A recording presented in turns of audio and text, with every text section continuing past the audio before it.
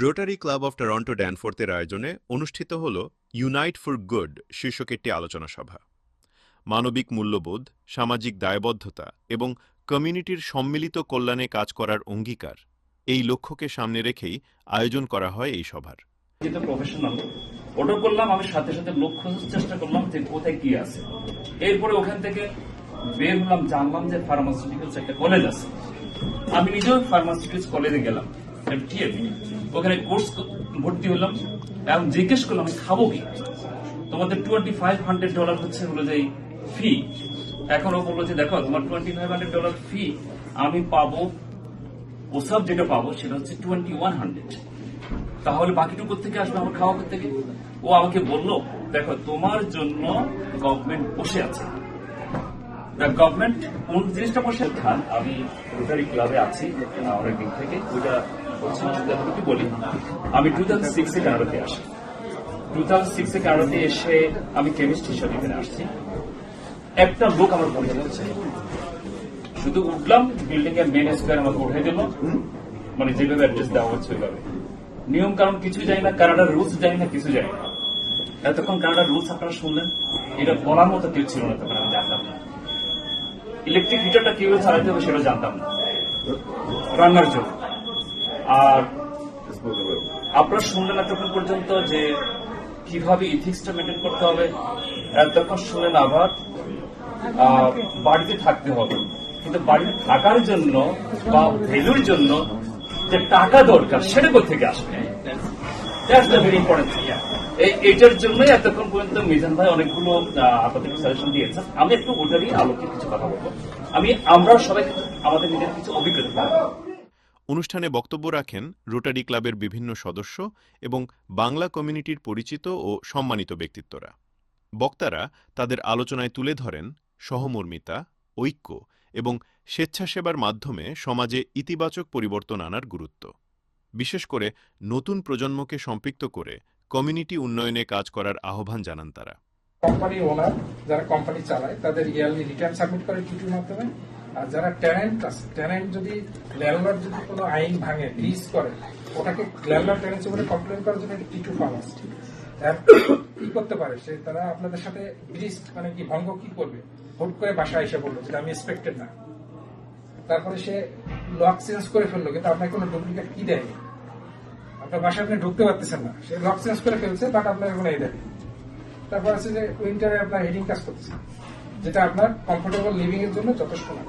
তারপরে যেটা আছে যে আপনার থ্রেড, আপনি ভাড়াটা 2 তারিখে থেকে 3 তারিখে দিলে আপনাকে থ্রেড দিল বা আপনাকে হ্যারাসমেন্ট করলো। এই জিনিসগুলো আপনি ল্যান্ডলর্ড টেনেন্সি করে কমপ্লেন করতে পারেন এগেইনস্ট দ্য ল্যান্ডলর্ড। এই জিনিসগুলো আমরা অনেকেই জানি না। কেন আমি এই সময়টা কেসটা করি, একটা আমরা একটা বলেন। আর একটা জিনিস হলো, ছোট্ট জিনিস থেকে বড় হইতে হবে। এই দেশে ক্যানাডিয়ান এক্সপেরিয়েন্স দরকার। আপনি বাংলাদেশে ইঞ্জিনিয়ার ছিলেন, আমি বাংলাদেশের কোকা কোলার সেলস ম্যানেজার ছিলাম। আমি যখন এই দেশে আসছি, আমি 3 দিন ডিশ ওয়াশিং করছি। Dish washer, that is one of the best job. কি জন্য আপনাকে এই জব করতে হবে? আপনাকে লার্ন করতে হবে, এক্সপেরিয়েন্স গ্যাদার করতে হবে। এক্সপেরিয়েন্স গ্যাদার কি? আপনি যখন দেখবেন যে আপনার ম্যানেজার আর মালিক এসে বাথরুম পরিষ্কার করতেছে, তখন আপনি উদ্বুদ্ধ হবেন যারে মালিক ম্যানেজার করে, আমি কেন করবো না। তাহলে এই দেশে যখন একটা ব্যাংকে যাবেন, ব্যাংকের ম্যানেজারও বাথরুম ক্লিন করে। যার জন্য আপনি যখনই আপনার বায়োডাটা বা রেজুমি, যেটা এই দেশে বলে, রেজুমি যখনই করবেন, তখনই আপনার লিখতে হবে যে আমি আগে এই ছোট জব থেকে আমি এখন বড় জবে যেতে চাচ্ছি, কারণ হলো আমার এই জবের এক্সপেরিয়েন্স আছে। আমি বুঝাতে পারছি কথাটা? এই জন্য এই ছোট জবটা কি, ছোট জবটা আপনি শুরু করেন টিম হোটেল থেকে। ড্যানফোর্থের হাঁটাহাঁটি দেওয়া বাঙালি রেস্টুরেন্টে না, জীবন ইংরেজি শিখতে পারবেন না। আমার একটা কলিগ আজ থেকে 20 বছর আগে আমি জব দেওয়ার পরে বলতেছে মালিককে যে সিলেটে বাড়িটা তুমি দিবা না, পি চেক দিবা না। পি চেক, পি মানে প্রস্তাব করা। He doesn't know English, but তার এখন 5টা বাড়ি এই শহরে। একজন ডিশওয়াশার থেকে সে একটা বড় কোম্পানি পায়, কিন্তু তার স্টার্টিংটা ইংরেজি জানে। আরো ইন্টারেস্টিং দেখেন, কানাডার সবাই এখন বলতে পারেন না, অনেকে তো কানাডায় জন্মগ্রহণ করছে।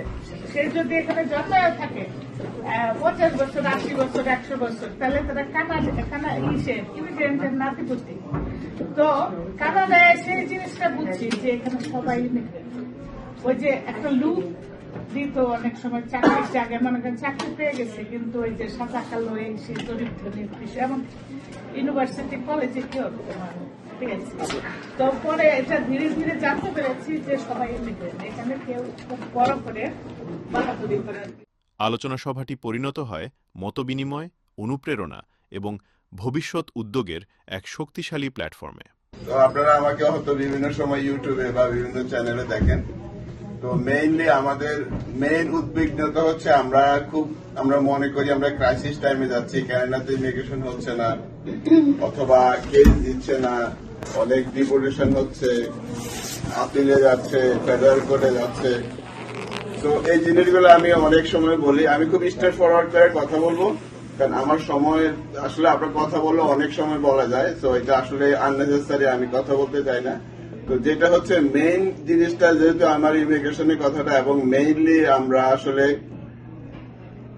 নাম্বার 1 এত হাউতাস করার কিছু নাই, ইনশাআল্লাহ সব ঠিক হয়ে যাবে। আর ওই যে ভাইরা যেটা বলেছে, কানাডা হচ্ছে পৃথিবীর 1 নম্বর দেশ। যেভাবে আসছেন, বাংলাদেশে অনেক লোক আছে বছরের পর বছর জুতার তলা খাওয়া হয়ে গেছে, কিন্তু ওনারা কানাডা আসতে পারে নাই। তো আমরা সেই সৌভাগ্যবান যে আমরা কানাডার মতো চমৎকার একটা দেশে আছি। হয়তো কারো ইমিগ্রেশন নাই, কারো ইমিগ্রেশন আছে, বাট আমি মনে করি যারা সিটিজেন আছে আমাদেরও নিয়ম কানুন মেনে চলতে হবে। অনেক মানুষ আছে ওনারা সিটিজেন, এমন কোন ক্রাইম করেছে ওনারা এখন ডিপোর্টেশনের ফেস করে আছেন। কোন মানুষের যদি 10 বছর জেল হয় বা কোন শাস্তি হয় বিভিন্ন অ্যাবিউজ বা সেক্সুয়াল বা যে কোনো কারণে ক্রিমিনাল কনভিকশন, ওনার ইমিগ্রেশন ক্যান্সেল হয়ে যেতে পারে। So it's not only for আমার রিফিউজি ক্লেমেটের জন্য, আমি মনে করি আমারও এই জিনিসগুলো জানা উচিত। সো যারা রিফিউজি ক্লেমেট আছেন তাদের জন্য আমার কাছে সবচেয়ে ক্রুশিয়াল মনে হয়, আমরা সবসময় কথা বলি এটা নিয়ে, এখানে আসলে ভালো কনসালটেন্ট বা লয়ার বা প্যারালিগাল ধরতে হবে। এখানে আমরা আননেসেসারি কথা বলি, আননেসেসারি ওর কথা বলি, ওর কথা, অনেকে আমাদের এখানে নিয়ম কানুন জানে না। তো নিয়ম না জেনেই কিন্তু আমরা একটা বুদ্ধি দিয়ে দিই। এই ব্যাপারে আমাদের খুব সজাগ থাকতে হবে। আননেসেসারি এই যে ওইটা বলছে বা এইটা বলছে, এটা না, আমরা হাউতাস করতে থাকি। তো এই ব্যাপারে আমাদের মধ্যে খুব বেশি সংযত থাকতে হবে, আমাদেরকে আল্লাহর উপর ভরসা রাখতে হবে, সঠিক লোক ধরতে হবে। যখন আমরা ডকুমেন্ট সাবমিশন করব বা যে কোনো কিছু হিয়ারিং এর জন্য যখন আমাদের রেডি হব, তখন সঠিকভাবে আমরা প্রসিড করি কিনা এই জিনিসগুলো খেয়াল রাখতে হবে। আর যে ভাইরা যেটা বলেছে ওইটা অবশ্যই ইমিগ্রেশনের অংশ। কোনোভাবে ক্রিমিনাল অথবা ইলিগাল কোনো কাজ করা যাবে না। মাছের কথা বলেছে, মাছ ধরার কথা, আমাদের হাজব্যান্ড ওয়াইফের ফাইট হচ্ছে প্রতিনিয়ত, আমরা এটা ফেস করি। আমাদের বাচ্চাদেরকে আমরা মারি, সেটা মারা যাবে না। বাচ্চারা কম পড়ুক বেশি পড়ুক, প্লিজ তাদের গায়ে হাত তুলবেন না, এটার জন্য আপনার ইমিগ্রেশন নষ্ট হয়ে যায়। হাজব্যান্ড ওয়াইফের সাথে কথা কাটাকাটি হোক, বাট কারো গায়ে কেউ হাত তুলবেন না, কেউ ইমোশনালি পুলিশ কল দিবেন না। হিয়ারিং শেষ হয়ে গেলেও তারপরে আবার এটাকে ওরা রিভোক করে দিচ্ছে। অনেকেই ইন্টেনশনালি হোক আনইন্টেনশনালি হোক দোকানে গিয়ে ওনারা পকেটে জিনিস ঢুকায়, হয়তো মলের ভুলে হইতে পারে, বাসে উঠে যায়, এগুলোর জন্য ইমিগ্রেশন শেষ হয়ে যায়।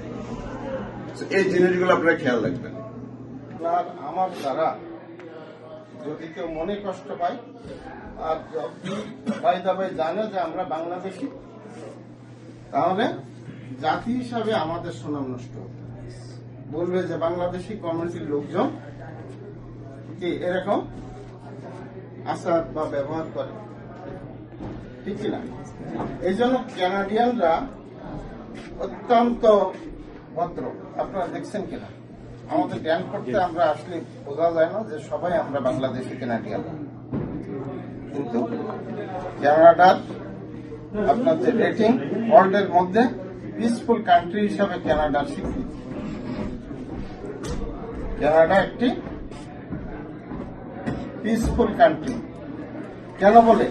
যে এইখানে সবচেয়ে শান্তিতে বসবাস করার একটা জায়গা।